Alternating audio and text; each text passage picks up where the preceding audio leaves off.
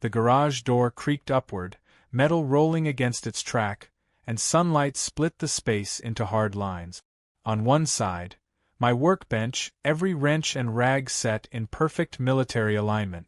On the other, a gun safe, tall, black, Federal seals still sharp as the day I stuck them on. My boots rested steady on the concrete, my morning coffee still warm on the bench. Then came the sound of cheap authority swaggering where it didn't belong. 3 men walked in like they owned the block. At first glance, they looked official, dark uniforms, patches catching the morning glare, radios clipped to their belts. But I'd spent decades learning how to tell the difference between a soldier and someone pretending. Real authority moves with weight. These guys floated like balloons. The tallest one stepped forward, his chest puffed out like he was on the set of a cop drama. He raised a badge that shimmered wrong in the sunlight, thin metal, stamped cheap, reflective like foil. "Sir," he declared, his voice trembling but trying to sound stern, "we're here regarding neighborhood safety regulations. You need to cooperate. Hand over your firearms now, or we'll call the real police." I took one long sip of coffee and smiled. "Son," I said, calm as a slow river, "Halloween isn't till October." The tall one flinched. The short one, clipboard in hand, eyes darting like a rabbit, started shuffling papers, mumbling about firearms compliance. The big one in the back played with his radio, mumbling into it like he was calling backup. But I had trained ears. Those weren't real codes. That chatter was staged noise. Something about their whole act tickled a memory. That tall one, where had I seen his face? It hit me like a hammer on steel, the cheesy jingle from TV. Bennett's Bargain Beds, where dreams come true. Mattress salesman Troy Bennett, dancing with a pillow like a fool. Now here he was, in my garage, dressed like a cop and trying to tell me what to do with my guns. I stepped closer, eyes narrowing. "Aren't you the guy from that furniture commercial?" Color drained from his face like rain down a gutter. His fake cop act collapsed right there, shoulders slumping, eyes wide. The clipboard kid froze mid-shuffle. The big one's mouth hung open like he forgot his lines. Troy stammered, I don't know what you're talking about." "Sure you don't," I said, setting my coffee down. I tapped my phone screen, camera recording. "Smile for the audience. Let's see how long you want this play to run." The nervous one squeaked, "Sir, these are official HOA enforcement papers," holding up printer pages that shook in his sweaty hands. The fonts didn't match, the headers crooked, the seal blurry like a copy of a copy. "Official paperwork from where?" I asked, stepping right into his space. "Which department? Which supervisor signed off?" His lips quivered, his throat bobbing like he'd swallowed a stone. No answer. The linebacker tried again with his radio.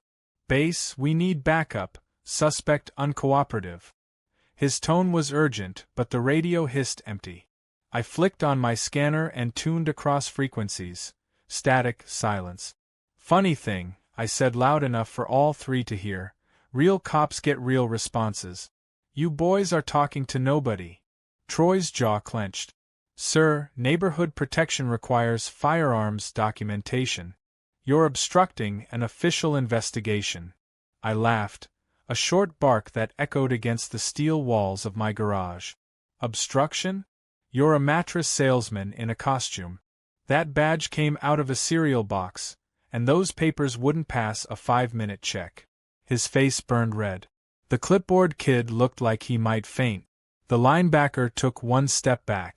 And then, like a director calling her cue, Diane's voice sliced through the morning.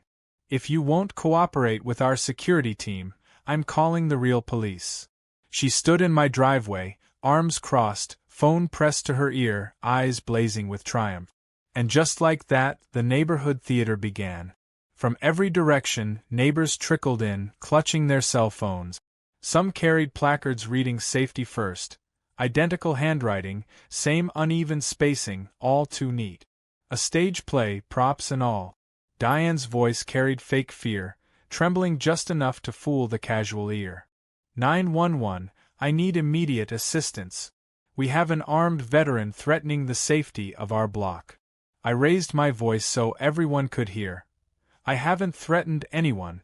I'm standing in my own garage. These imposters walked in here dressed like law. Some neighbors hesitated, glancing between me and the trio. Diane doubled down, pointing dramatically toward my gun safe. He's brandished weapons at local families. Our security personnel need backup. Her security personnel tried to look official, but they were unraveling fast. Troy's hands twitched. The clipboard kid was dripping sweat through his thin uniform. The linebacker's fake radio act had turned into silent mumbling. I stepped forward, phone still recording. Folks, look close. See these signs? Same handwriting. Same crooked spacing. You think this is grassroots? No, this is stagecraft. A murmur rippled through the crowd. Mrs. Henderson, gray hair tucked under her sun hat, squinted at the signs. Looks like the same hand wrote them all, she muttered. And then came the crack in Diane's wall. Little Tommy, clutching his mother's hand, piped up in a small voice. Miss Carter, my mom says we moved here because it was safe. Are we not safe anymore? Silence. I crouched down to Tommy's level, lowering my voice. We're safe, son. Some adults are just playing pretend right now. The crowd's eyes shifted back to Diane. Her face flushed scarlet. Her whole crisis was wobbling, one child's question knocking her script sideways. The clipboard kid tried again, voice breaking.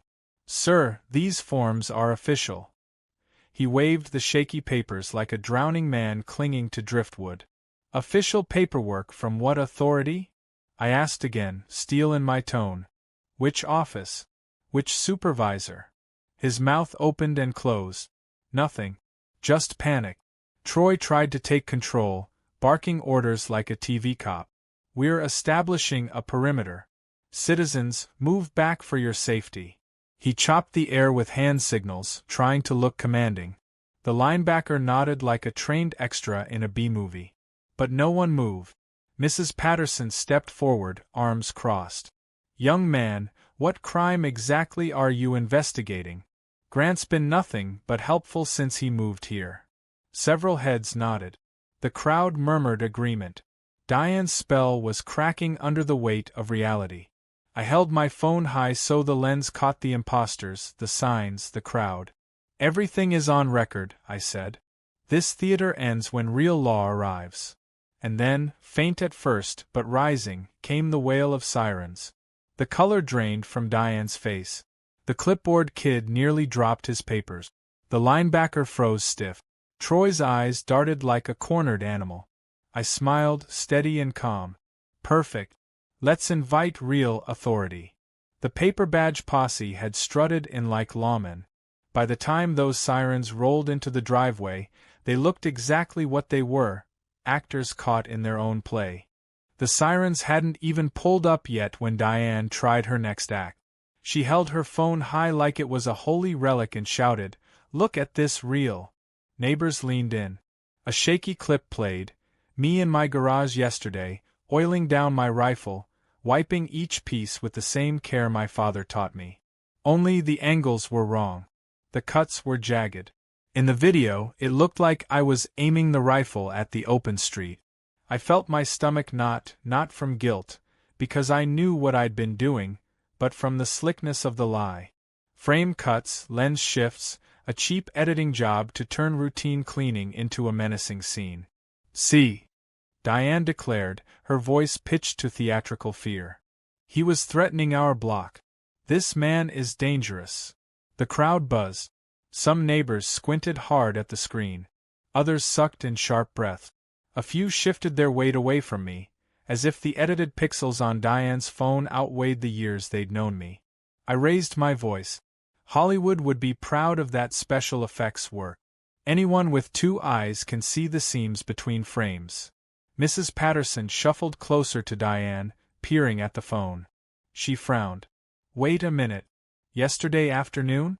I was out in my yard the whole time. Grant was just cleaning, like always. I never saw anything threatening.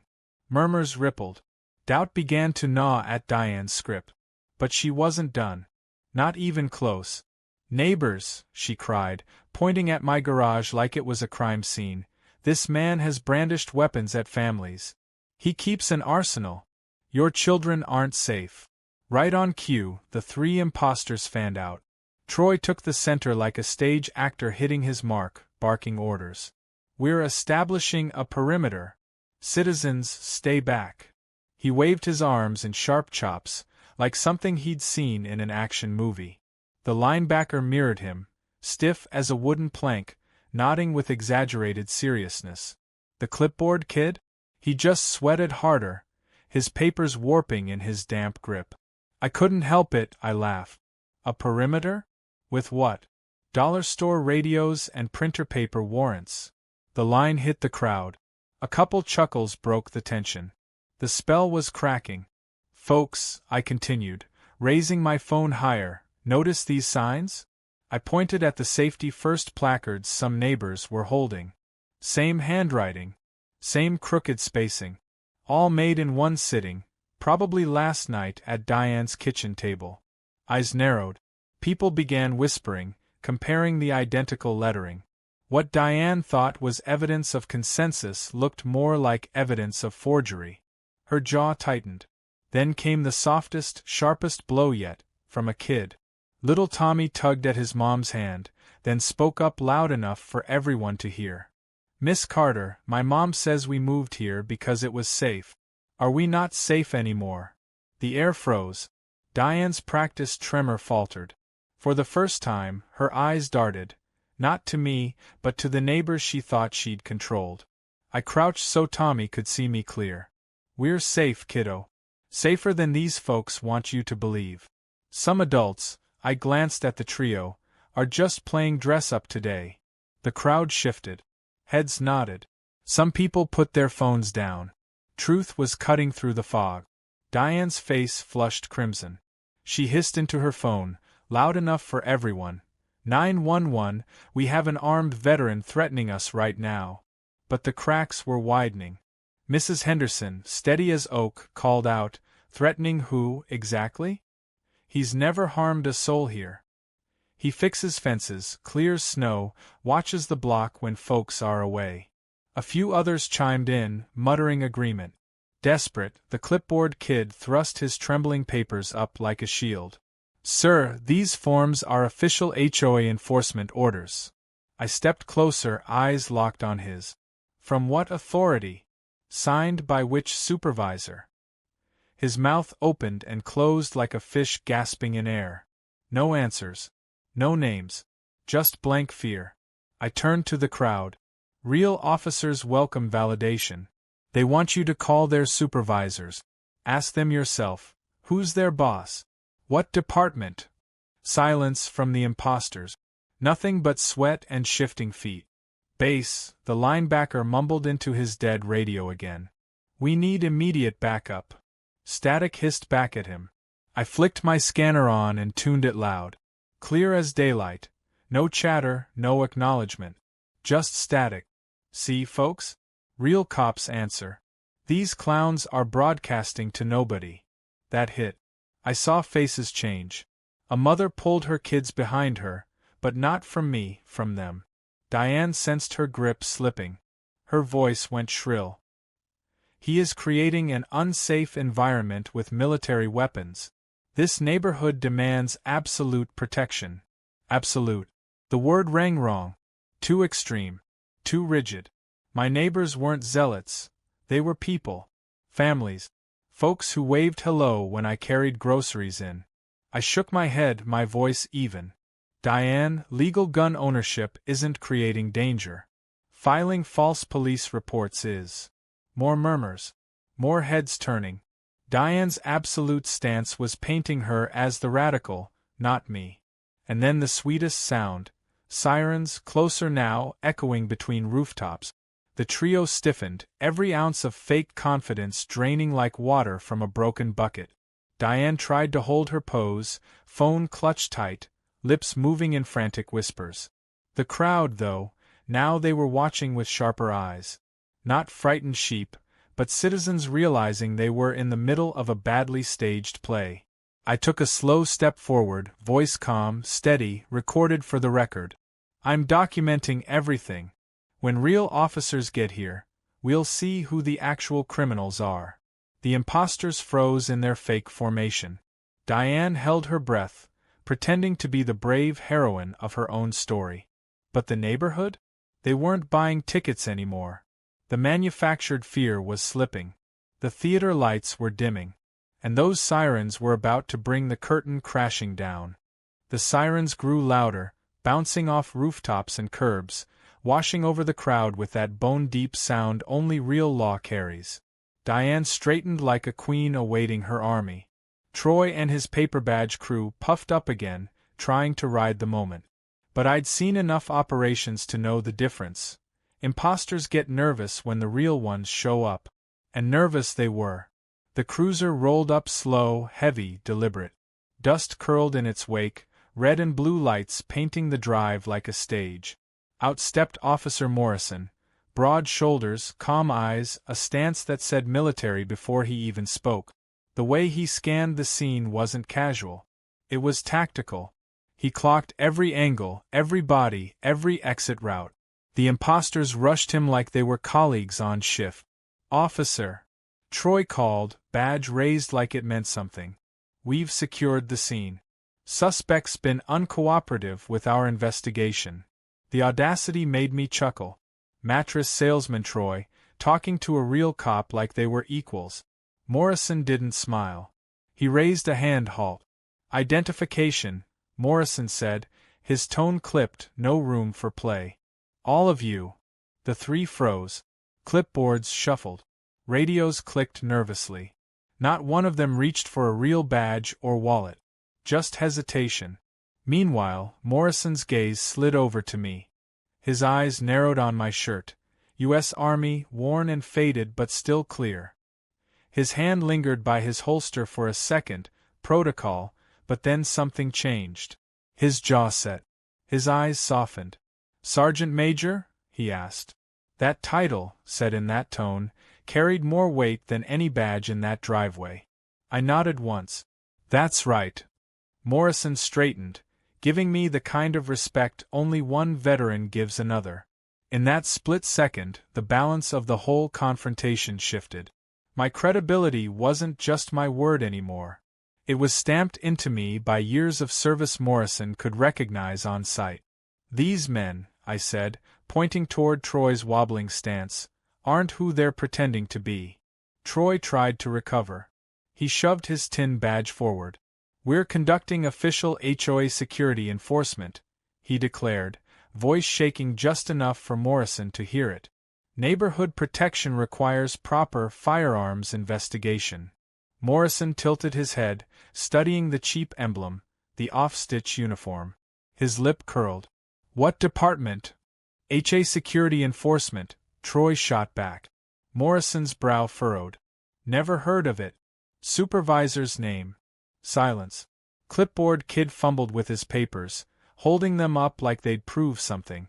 "Sir, these are official forms." His hands shook so badly the sheets rattled. Morrison took one, glanced once, then folded it like trash. "Inkjet headers. Wrong font. No seal. Who authorized this?" The kid stammered, cheeks blotched red. It's nothing," Morrison cut him off, voice sharp. "This isn't law. This is theater." The neighbors stirred. Phones angled higher. A few gasps rippled through the crowd. The imposters were bleeding credibility fast, and Morrison was cutting them open with every word. Diane pushed forward, her voice climbing to a near scream. "Officer, don't be fooled. This man is dangerous. He has military weapons. He threatens families. Look at the video." She shoved her phone toward Morrison, playing the same doctored reel she'd waved earlier. Morrison watched for 5 seconds, then handed it back like a spoiled ticket. "This is routine maintenance," he said flatly. "Nothing about this is threatening." The silence that followed was thick. You could almost hear Diane's story cracking. She tried again, voice shrill now. "He's creating an unsafe environment. We demand absolute protection." Morrison's eyes snapped to her. Ma'am, absolute safety doesn't exist. Absolute truth does. And right now, the truth is these men are impersonating law enforcement. His words landed like a gavel. I stepped forward, raising my phone higher. Folks, real officers welcome validation. They want you to check credentials. But ask them right now, who's their supervisor? Which station? What's their dispatch number? The imposters said nothing. Their eyes darted. Sweat trickled. Morrison pressed his shoulder. Mike, dispatch, I need detective support. Possible impersonation, multiple suspects, crowd present. The crackle of authentic response filled the air. Copy that, Unit 12. Detective Walsh en route. Federal contact notified. That contrast hit harder than any speech I could give. Their radios hissed empty. His radio carried authority. See the difference, neighbors? I called out. That's what real law sounds like. Faces turned. Murmurs grew. Fear was fading. Awareness was spreading. Mrs. Henderson spoke up again, voice quavering but strong. Young man, she said to Troy, my husband wore a real badge for 30 years. He carried weight. You carry plastic. Troy's jaw clenched. Officer, we have clearance through private security contracts. Private security, Morrison interrupted, cannot impersonate law enforcement. That's a federal crime. And those uniforms. He plucked at the cheap patch. Costume shop quality. Don't insult me. The linebacker finally broke, muttering under his breath, we're in trouble. The clipboard kid looked like he wanted to vanish. Diane? She doubled down, her voice trembling with desperate fury. Officer, he's dangerous. I know he is. He has PTSD, Enough, Morrison snapped. His tone carried battlefield steel. Weaponizing stereotypes doesn't change fact. The only danger here is false authority. The crowd applauded, quiet at first, then louder, rippling through the block. Neighbors weren't just witnesses anymore.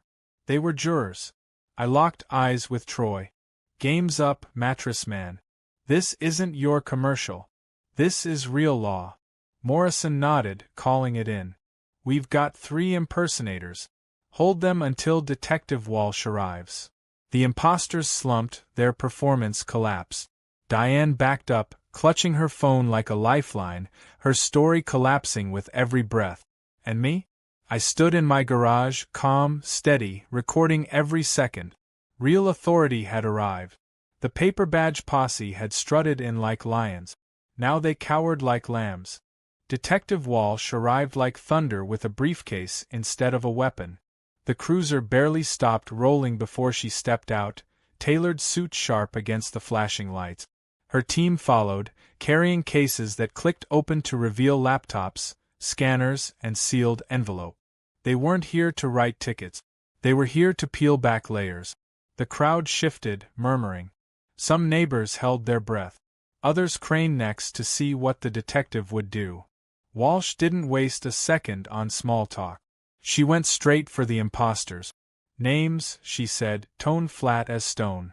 The 3 froze like school kids caught cheating. Clipboard kid shuffled his sweaty papers again. Troy tried to puff up his chest, but his voice cracked. Troy Bennett, HA Security Enforcement Division. Walsh arched one eyebrow. Never heard of it. She gestured to her text. Run it. Within seconds, a laptop screen lit up, showing nothing. No registry, no license, no trace. Just empty data where a real company should have been. Fake division, Walsh announced, her voice carrying for everyone to hear. No legal standing. Gasps rippled. The neighbors leaned in, phones capturing every second. Walsh pivoted to Diane. Ma'am, step forward. Diane clutched her phone like a weapon, lips pressed tight. Detective, these men were hired to protect our community. This veteran is armed and unstable. We were only doing our duty. Walsh's eyes sharpened. She snapped her fingers, and another tech produced a sealed evidence bag. Inside was a laptop, Diane's laptop, collected earlier on a warrant Morrison had quietly initiated once suspicion was raised. Walsh set it on a folding table, cracked it open, and pulled up the search history. The screen glowed with words that silenced the crowd. How to remove veterans from neighborhoods. Firearm-free residential communities. Hire fake cops. Private security intimidation. I felt my stomach twist. That wasn't fear. That was betrayal, deep and deliberate. Mr. Hayes, Walsh said, addressing me directly, this woman's been researching ways to eliminate veterans from suburban areas for months. Long before you even moved here. The crowd erupted, gasps, mutters, angry whispers. Diane's face drained to white. Walsh wasn't finished. She clicked again. Up came financial records, bank statements, digital transfers. She highlighted line items with a laser pointer. $3,000, she said, tapping the screen, paid from Troy Bennett to Diane Carter 2 weeks before Mr. Hayes moved in. Additional payments scheduled monthly under project completion. Neighbors muttered louder now. Mrs. Patterson's hand flew to her mouth. Tommy's mom whispered, "She got paid to do this?" The scheme was unraveling in real time. But Walsh saved the sharpest blade for last. She turned to her agent. "Bring up the cross-state hits." The big screen they'd hauled and flickered on. Rows of names filled it, veterans across 6 states. Photos of garages, gun safes, service records, all lined up like a grim gallery. 47 victims, Walsh explained, voice heavy with the weight of it. Same tactics. Fake cops, staged crises, HOA officials taking bribes. Mr. Hayes's case isn't an isolated incident. It's part of a multi-state intimidation racket. The neighbors stood stunned. Some shook their heads in disbelief. Others filmed, their phones trembling. I crossed my arms, jaw tight. So it wasn't just about me. This is organized crime. Exactly, Walsh said. And you just blew it wide open. She turned back to Troy, whose face was pale and sweaty. You're not just a mattress salesman.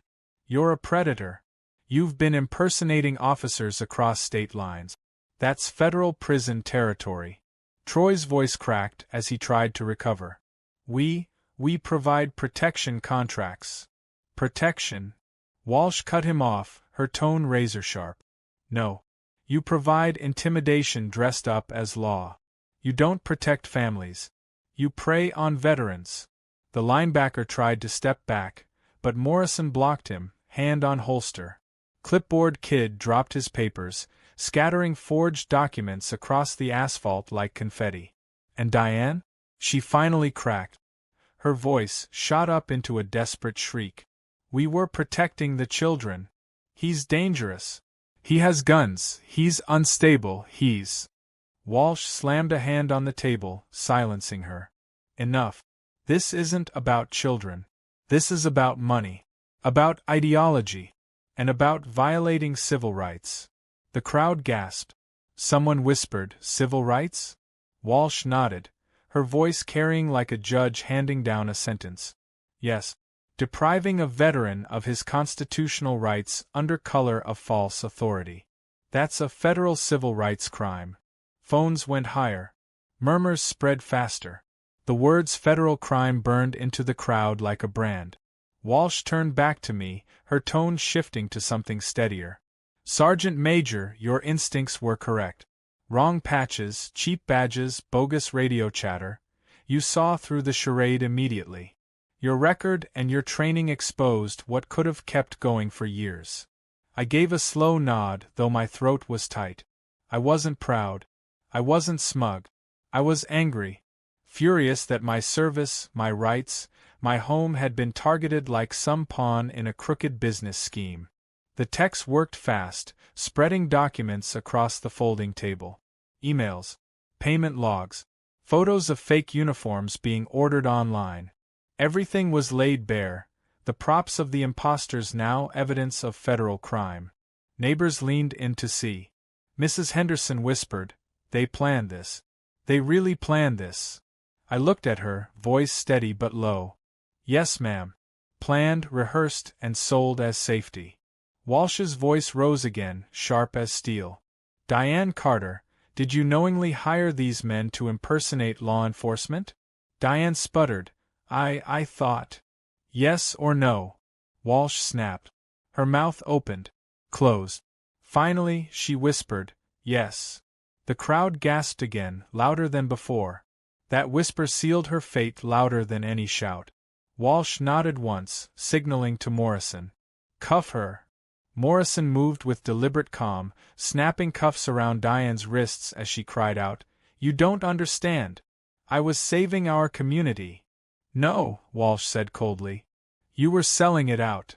The neighbors stared, some shaking their heads, some recording every second. The illusion of protection had shattered. The mask of authority had crumbled. All that was left was raw betrayal. As Diane was led toward the cruiser, Walsh looked back at me. Mr. Hayes, this case just escalated beyond your block. You've uncovered a criminal enterprise with national reach. The DOJ will be involved before sunrise. I exhaled slow, steady. So this isn't just a neighborhood fight anymore. No, Walsh said, packing up the evidence with her team. This is a war for civil rights. And thanks to you, Sergeant Major, we've just drawn the battle line. The neighbors stood in silence, no longer spectators but witnesses to something bigger. And me? I just gripped my phone tighter, the recording still rolling, capturing the moment fear turned into federal firepower. The HOA meeting hall was packed so tight you could feel the heat of bodies and the weight of eyes. Folding chairs scraped on linoleum, phones hovered high, every neighbor hungry to see what came next. Federal agents had hauled evidence away, but Diane and Troy weren't finished yet. When cornered, frauds don't surrender, they smear. Troy rose from his chair like an actor hitting center stage.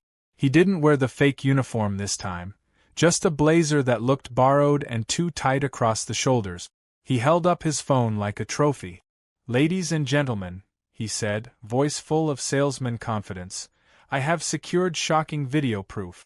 Proof that your neighbor, Mr. Grant Hayes, is dangerous. Gasps spread as the screen lit up. Grainy footage filled it. Me in my garage, rifle in hand, pointing it outward like I was scanning for targets.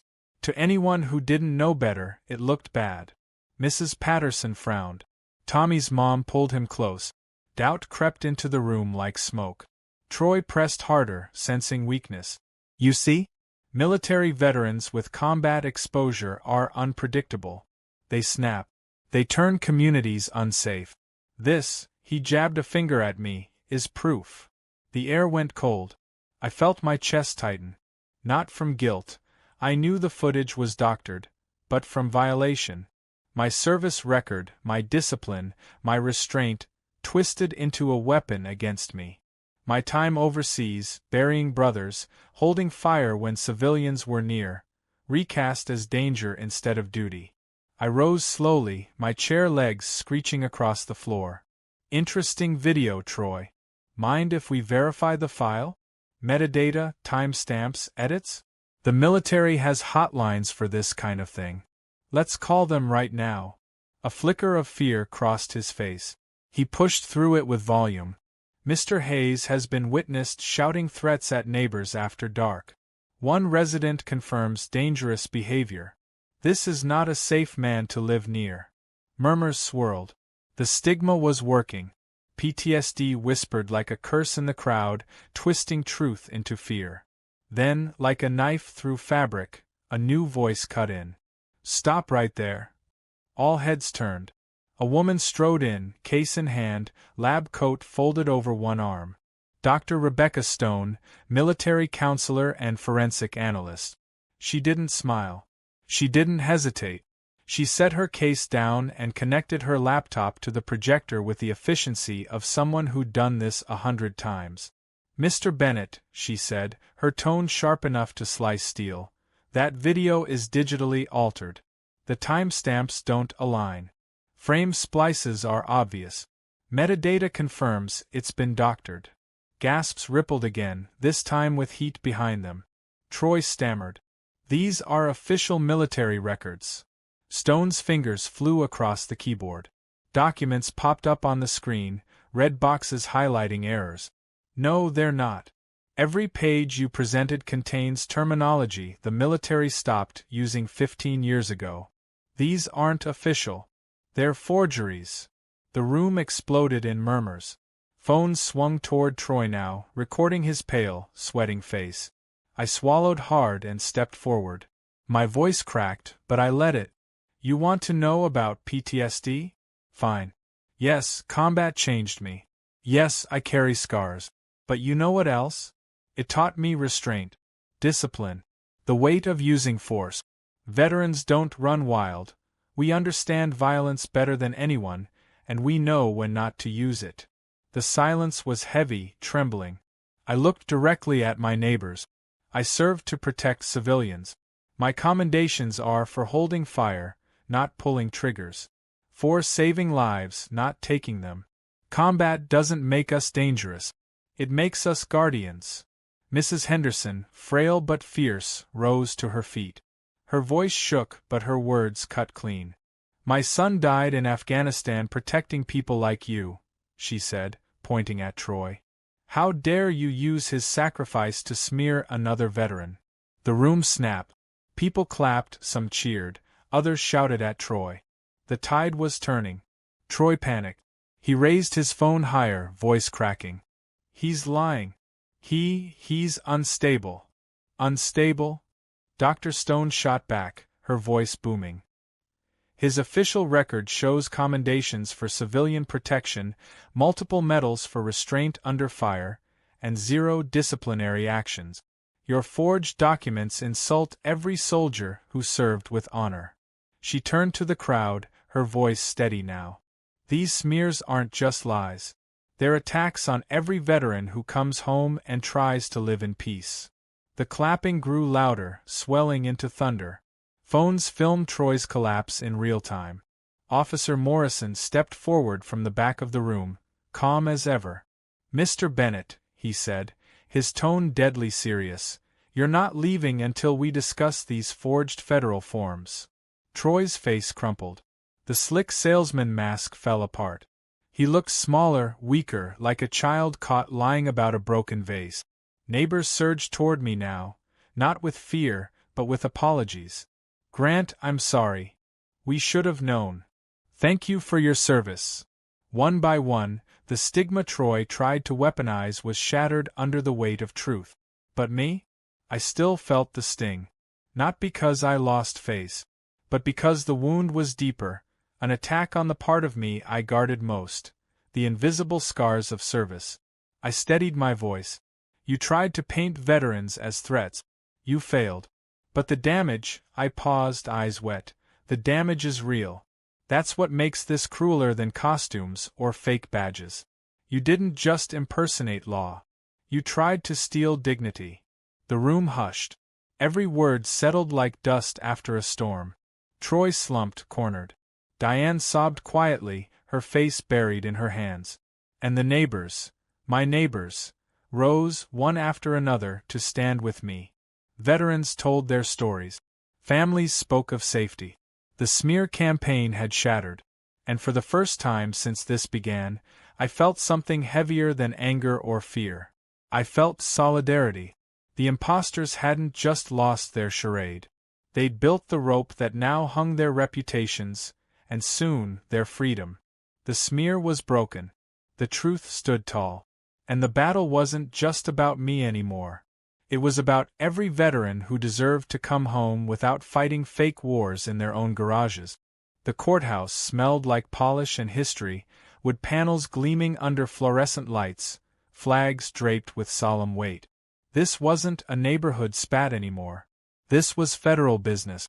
The same neighbors who once held safety-first signs now sat in pew-like rows, phones silenced, eyes fixed on the front. Cameras rolled for the press. The world was watching. Troy sat at the defense table in an ill-fitting suit, his mattress salesman grin long gone. Diane hunched beside him, wrists cuffed, her lips pressed into a hard line. Across the aisle, I sat with prosecutors, my phone and recordings now entered into evidence. Judge Harrison took the bench, gavel striking once like a rifle report. Court is in session. The lead prosecutor rose, her voice clear as glass. Your Honor, this case isn't about property disputes. It's about organized impersonation of law enforcement. It's about harassment of veterans. It's about depriving citizens of constitutional rights under false authority. She turned to the jury, letting the words hang. These defendants orchestrated a multi-state intimidation racket. They targeted those who served our country. And they profited from fear. Every juror's eyes cut toward Troy and Diane. Neither could meet the gaze. The prosecution called Detective Walsh. She laid out months of evidence with military precision.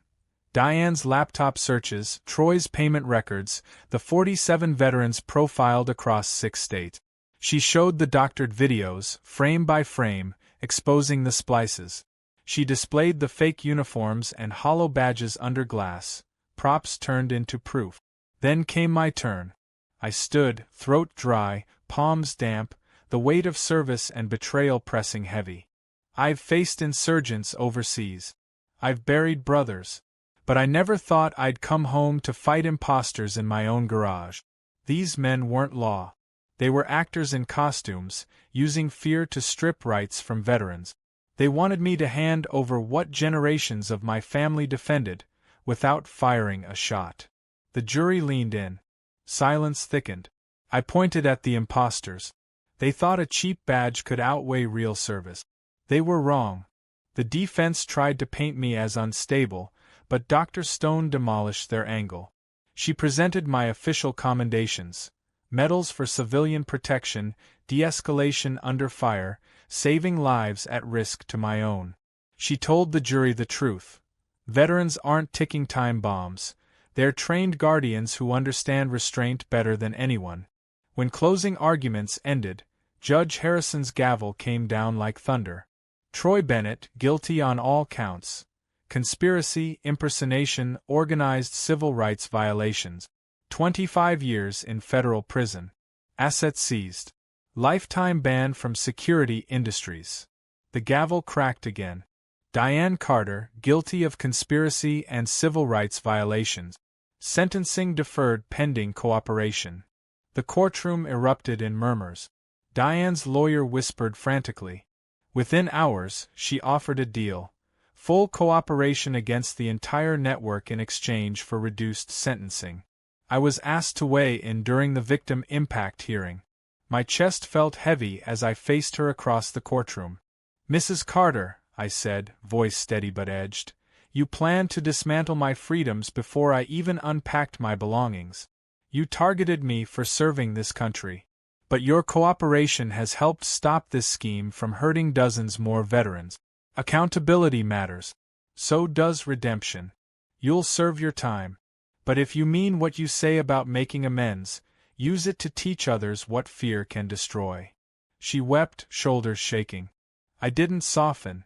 Justice wasn't about comfort. The deal was struck. Diane would serve 8 to 10 years, pay restitution including my legal fees, face a lifetime HOA ban, and dedicate her supervised release to civic education. The case didn't end there. The scope grew. Congress called hearings. Lawmakers waived my recordings and Walsh's files like evidence in a war. They summoned me to testify, not as a victim, but as a voice. The chamber was vast, marble echoing every word. Representatives leaned forward, pens scratching. Cameras broadcast live. I cleared my throat, pulse hammering like it had under fire. I fought to defend this country overseas. I never imagined I'd fight for the same freedoms at home. Veterans should never be targeted because they own heirloom rifles or command shirt. What happened in my garage wasn't just trespass. It was organized betrayal. A representative asked, "Mr. Hayes, what do you want Congress to do?" I answered without hesitation. Pass protections. Ensure HOAs and private groups can't impersonate law to strip right. Create rapid response teams for veterans under harassment. Make it so no soldier who served abroad has to fight fake cops at home. My words weren't eloquent, but they were true. And truth, in those halls, carried weight. Out of those hearings came the Veterans Protection Act.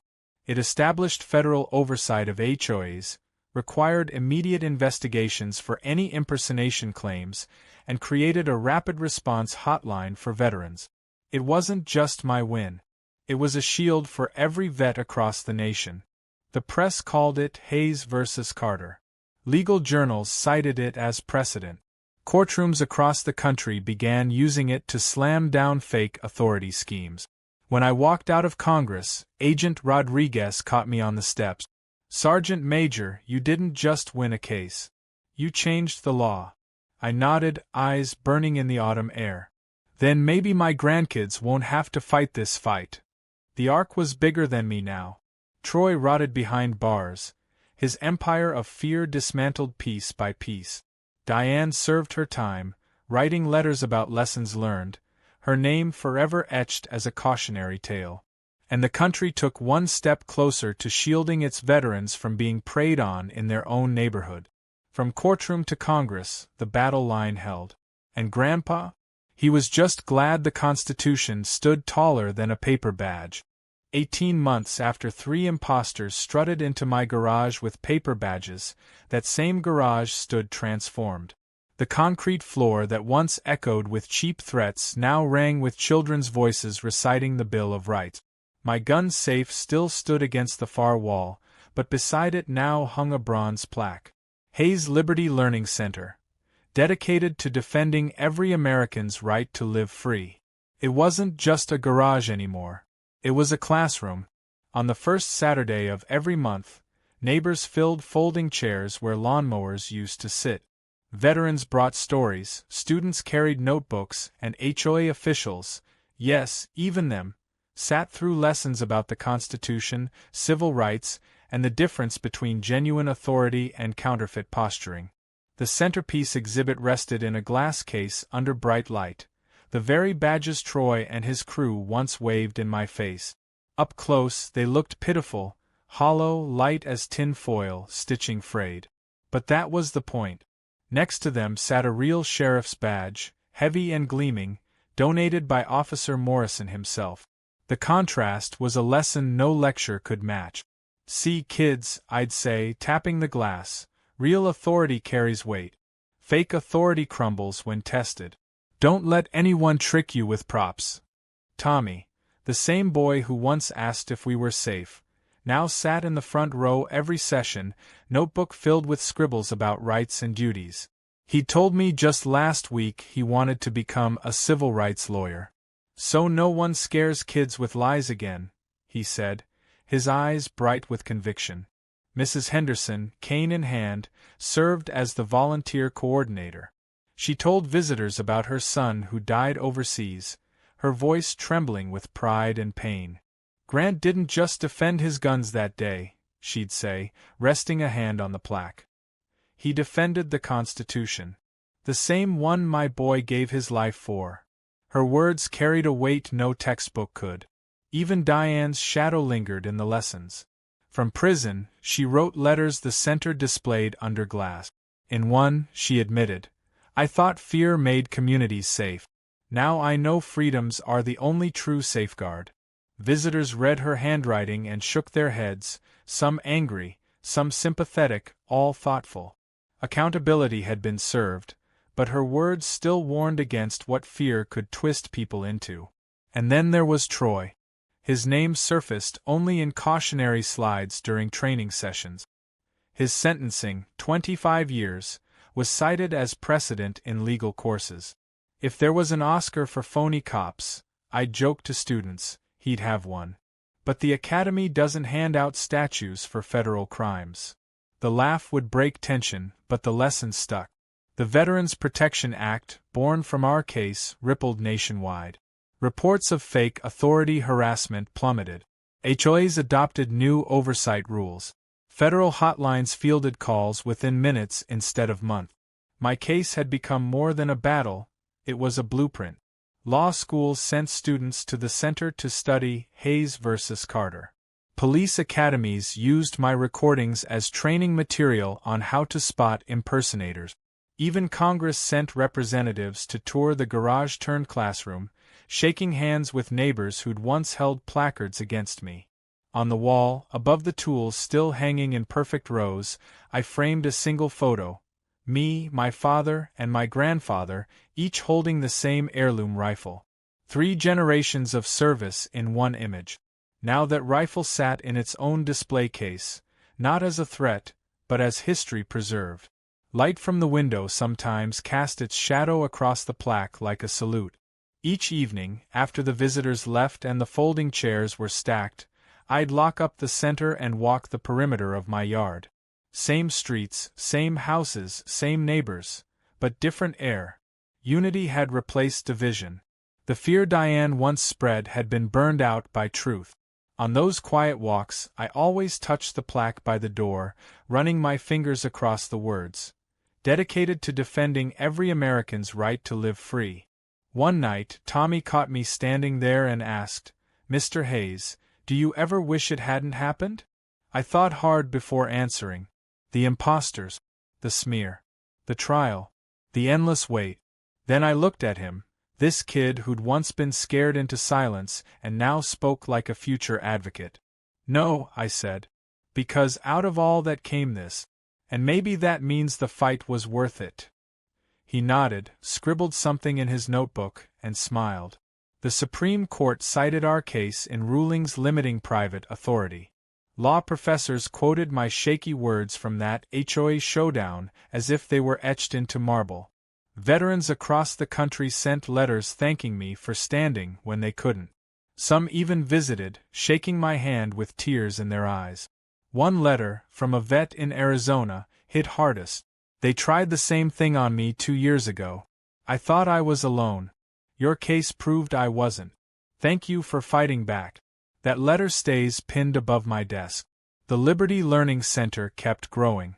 What began as a single garage became a network. Other vets started their own centers in other states, each one teaching communities to tell real authority from counterfeit intimidation. A coalition formed, veterans, lawyers, citizens, all united by one belief: freedom doesn't defend itself. And me? I stayed the same old grandpa. Boots on the porch, coffee steaming at dawn, tools lined up in the garage. Except now, the garage wasn't just mine. It belonged to everyone who came to learn.